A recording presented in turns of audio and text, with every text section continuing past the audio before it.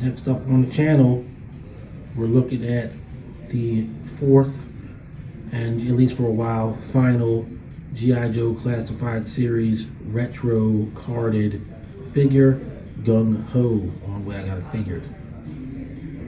The way I got it figured.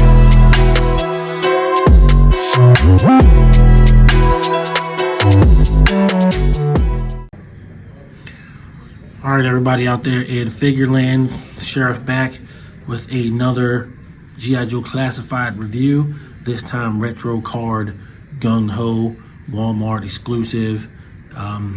There were some made available on Hasbro Pulse. That's where I got mine. And if I was only going to buy one of these figures from this line, it was always going to be Gung-Ho. In fact, the other three videos that I did on these figures were comparisons and reviews. But in this one, you're only going to get a review because I don't have the old Gung-Ho. When I sold my figures, I sold my Gung-Hos, and I didn't bother to acquire one for the video, because for what this one is, it's basically meeting my requirements for Gung-Ho. That's not to say that the other one was terrible. You know, there's definitely a mixed feelings about it, because I definitely don't like overall the just make 6-inch versions of 40-year-old figures kind of aspect that the line seems to be going in. I'm up and down on that, but I do think that it is the path of least resistance. In other words, more people will enjoy the classic look than modernized takes on the characters, because there is a large nostalgia element driving it. And Gung-Ho is hitting every note that you need to hit, at least, you know, from here. I haven't opened him yet, but from the package, it looks like a larger version of the original figure, with maybe the color's a little bit different, but yeah, he's looking good. So let's get a little bit of a close up on him. As you can see, his artwork, it's pretty much the original picture with a different tattoo. And this tattoo, of course, is the same one that's on the original classified figure, but they made it larger, which it's still not the Marine tattoo, and there's reasons why they can't have it be a Marine tattoo, but it looks better to me. The old one, it was tiny. It was on his chest, but it was tiny. It was black.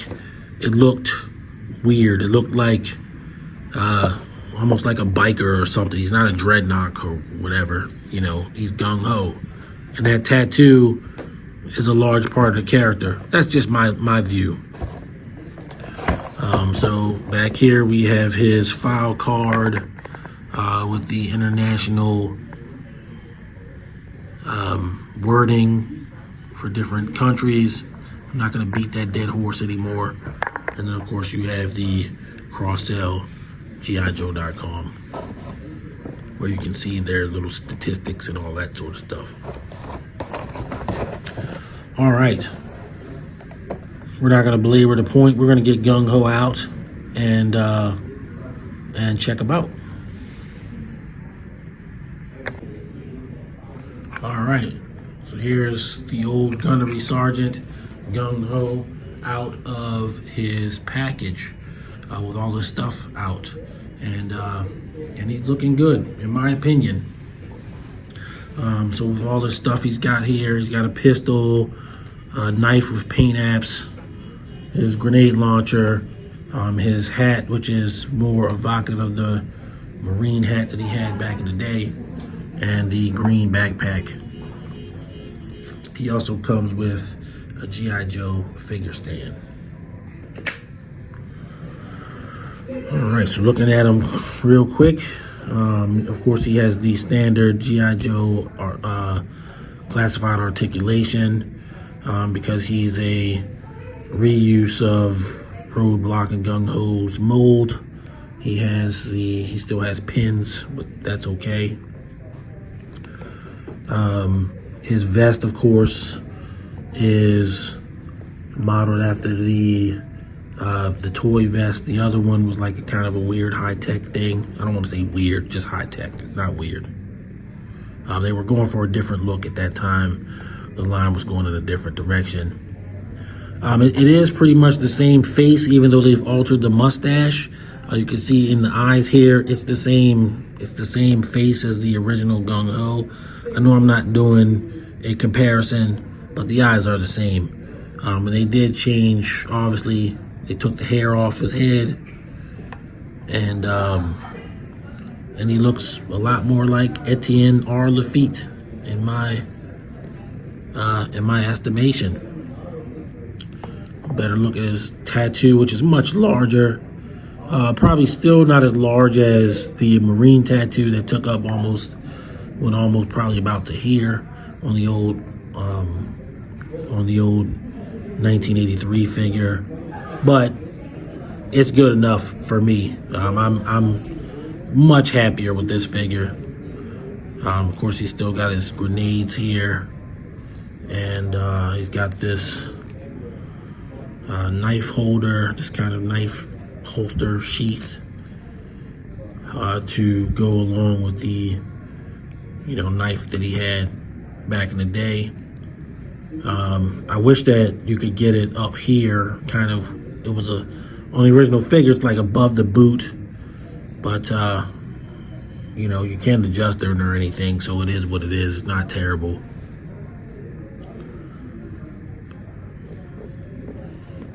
So we'll put his knife in there, and there you go. He's got his knife.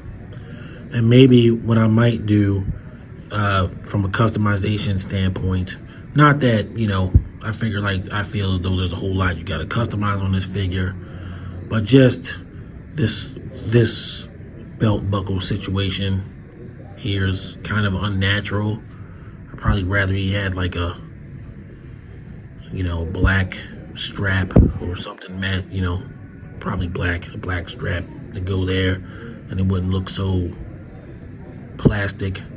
That's a nitpick, though. It's not a requirement.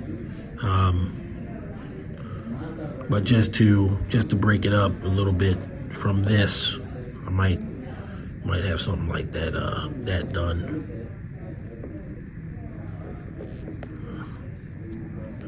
So yeah. Then here's his pistol.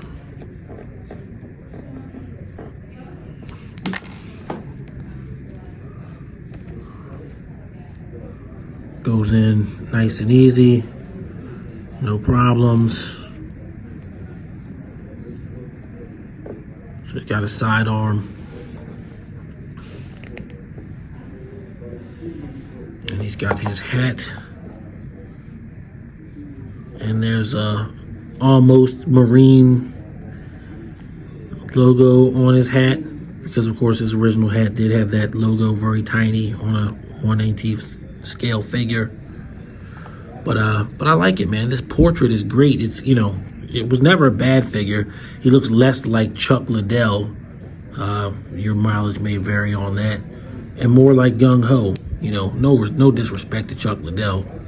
I just think that this portrait makes him look more like Gung-Ho, which is what I want. It's okay if Chuck Liddell is Gung-Ho in like a live action kind of deal, but this figure is meant to evoke the 83 figure, which, by the way, of course, I've had many Gung-Hos over the years, but you always remember the ones that were bought for you by somebody. My granddad took me to Caldor and got me a Gung-Ho and a Fang copter in 1983. So I was very, very happy to get them. I had Gung-Ho fighting Destro, and mentioned I had him when I was a little kid. He was one of the ones that I got, you know, before I started buying my own action figures or trading other people for action figures. So like I said, you always remember the ones that you got when you were a kid. I'm pretty sure that goes for all of us. So here's Gung-Ho. Now he's got his grenade launcher in hand. And I'm sure you can do the trigger finger. It goes in his hand pretty easily. That's a relief, because a lot of times with these classified figures, it's harder to get sometimes it's hard to get some of the weapons in their hands.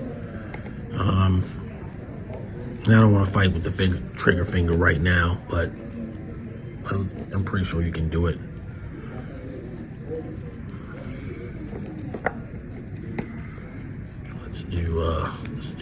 Try and do the box pose to some extent.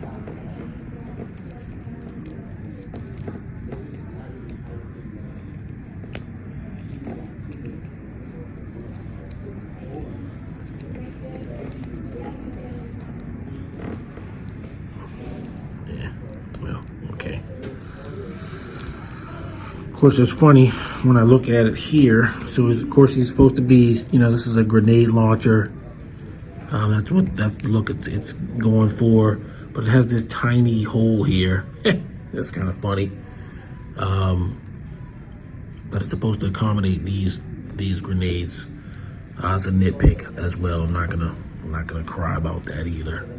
But it looks plenty small. It doesn't look like you can get a blast effect in there. I think a blast effect would cure all the ills, but yeah.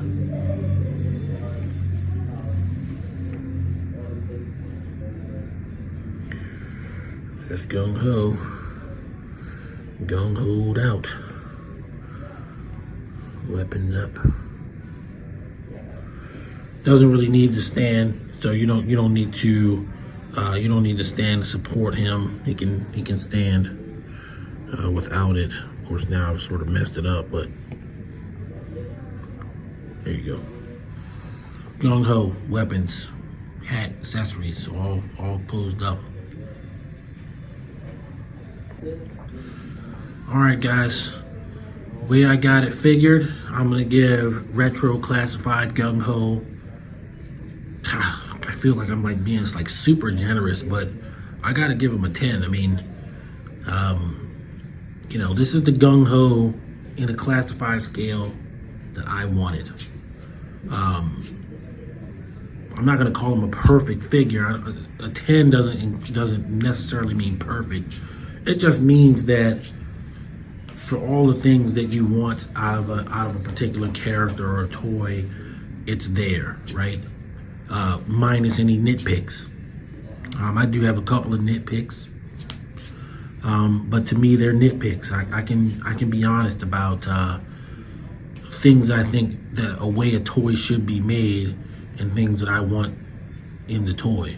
And the things that I find not perfect about this figure are just personal preference items. Like honestly, just the strap there is really the biggest complaint. Everything else, I just think they nailed it.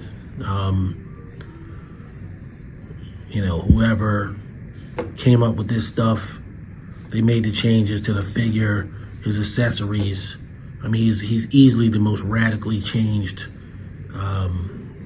classified figure outside of Roadblock to date, to give you that earlier aesthetic.